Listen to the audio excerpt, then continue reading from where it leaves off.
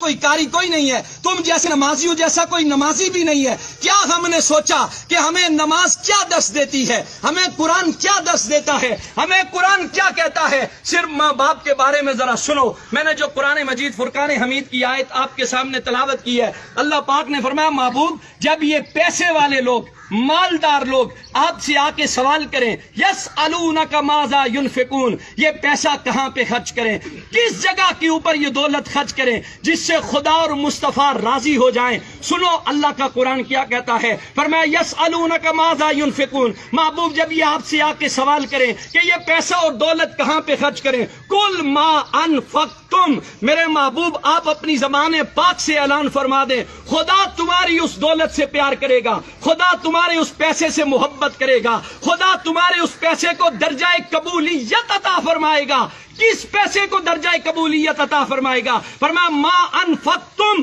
من خیر فللوالدین، جو پیسہ تم اپنے بوڑھے باپ اور بوڑھی ماں کے اوپر خرچ کرو گے، اور تمہیں گارنٹی مل رہی ہے کہ جس بندے نے اپنے ماں باپ کے اوپر پیسہ خرچ کیا، جس نے ان کی خدمت کی، جس نے ان کا احترام کیا، جس نے ان سے دعائیں لی ہیں، اس بندے کے ساتھ خدا بھی راضی ہے، خدا کے محبوب بھی راضی ہیں۔ یہ بات یاد رکھو، یہاں سے 7 لاکھ روپے خرچ کر کے بندہ حج پڑھنے جاتا ہے، نہ اس کے پاس مکے کے مفتیوں کا فتویٰ ہے، نہ پاکستان کے مفتیوں کا فتویٰ ہے کہ تو نے 7 لاکھ روپے خرچ کیے، تو نے کعبہ شریف کی زیارت بھی کی ہے، تو نے وہاں صفا اور مروہ کی سعی بھی کی ہے، تو مکے اور مدینے کی گلیوں میں گھوما بھی ہے، اس کے پاس سند نہیں ہے کہ تیرا حج قبول ہو گیا ہے، تیری عبادت قبول ہو گئی ہے، تیرا جھکنا قبول ہو گیا ہے۔ خدا کی رحمت کی امید تو ہے لیکن قبولیت کی گارنٹی کوئی نہیں دے سکتا۔ لیکن سنو، جنہوں نے ماں باپ کی خدمت کی ہے، ان کے ساتھ محبت کا رشتہ قائم رکھا ہے، میرے آقا کی حدیث پاک کہتی ہے، فرمایا صبح سویرے اٹھو مسکراتے چہرے کے ساتھ اپنے باپ کے سامنے جا کے کھڑے ہو جاؤ، اپنی ماں کے سامنے جا کے کھڑے ہو جاؤ، ہنستے مسکراتے چہرے کے ساتھ۔ ان کی خدمت تو بات کا درجہ ہے، ان کو پیسے دینا تو بات کا درجہ ہے، صرف اپنے ماں باپ کی مسکراتے چہرے کے ساتھ ان کی زیارت کر لو۔ حضور علیہ الصلوۃ والسلام نے فرمایا گارنٹی ہے اسے کہ میرا رب اسے مقبول حج کا ثواب عطا فرمائے گا۔ ہم یہاں سے حاجی صاحب بننے کے لیے مکے کی گلیوں میں تو جاتے ہیں، مدینے کی گلیوں میں تو جاتے ہیں، پیسے تو خرچ کرتے ہیں۔ کبھی سوچا تمہارا بوڑھا باپ گھر میں بیٹھا ہوا ہے، کبھی سوچا تمہاری ماں وہ محبت کی نظروں سے تمہیں دیکھ رہی ہے، شاید میرے بیٹے کو زندگی کا گزرا ہوا کوئی لمحہ یاد آ جائے، شاید اسے زندگی کی کوئی بیتی ہوئی یادیں ستائیں کہ میرے باپ نے میرے لیے اتنا کچھ کیا تھا، میری ماں نے لوگوں کے دروازوں کے اوپر جا کر کپڑے دھو کر برتن مانج کے لوگوں کے گھروں میں جھاڑو لگا کر۔ آپ اور میں روز دیکھتے ہیں بوڑھے ضعیف العمر لوگوں کو کہ روڈ کے اوپر سوٹی اٹھا کر لوگوں سے مانگ رہا ہے۔ کبھی اس بابے سے ایک دفعہ پوچھ کے دیکھو، بابا یہ تو کس کے لیے مانگ رہا ہے؟ تو لوگوں کے دروازوں کے اوپر جاتا ہے، تو کس لیے جاتا ہے؟ کیا تجھے اپنی ضرورت ہے؟ وہ باپ کہتا ہے نہ مجھے میری ضرورت نہیں ہے، میں زندگی گزار سکتا ہوں، لیکن میرے گھر میں ننھے بچے ہیں جو شام کو میرا راستہ تکتے رہتے ہیں۔ ہمارا باپ گھر میں سودا لے کے آئے گا،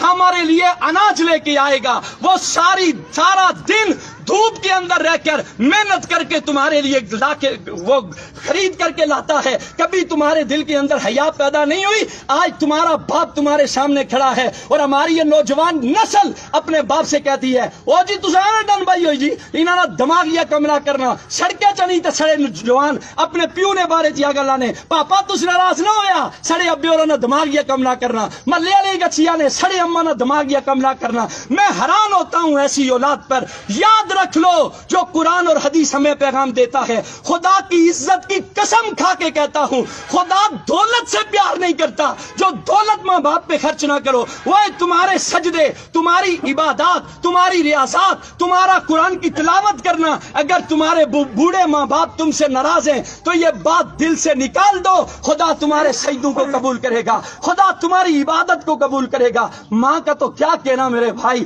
ماں تو زمانے کی وہ ہستی ہے جسے جسے قرآن نے چاند کہا ہے. ساری کائنات ایک طرف ہے, ماں کی ہستی ایک طرف ہے. ماں جیسا تو اللہ نے کائنات کے اندر کسی کو پیدا ہی نہیں کیا ہے. وہ ماں جس کے بارے میں ایک شاعر بول کے کہتا ہے, ایک مدت سے میری ماں نہیں سوئی تابش, میں نے فقط ایک بار کہا تھا کہ مجھے ڈر لگتا ہے. تابش کہتا ہے میں نے زندگی میں ایک مرتبہ کہا اماں مجھے ڈر لگتا ہے, اس کے بعد میری ماں نے سونا ہی چھوڑ دیا. ایک اور شاعر بول کے کہتا ہے, وہ کہتا ہے وہ اس ڈر سے دوپہر کے وقت بچوں کو سلا دیتی ہے, شاید کھلونے بیچنے والا پلٹ کے واپس نہ آ جائے. ایک اور شاعر بول کے کہتا ہے, وہ کہتا ہے جس گھر میں روٹیاں 4 ہوں بندے 5 ہوں, اس گھر سے ایک ہی ہستی کی صدا بلند ہوتی ہے, مجھے بھوک نہیں ہے, وہ کوئی اور نہیں ہوتا, رب کعبہ کی قسم وہ ماں ہوتی ہے. ایک اور شاعر بول کے کہتا ہے, وہ کہتا ہے اس زمانے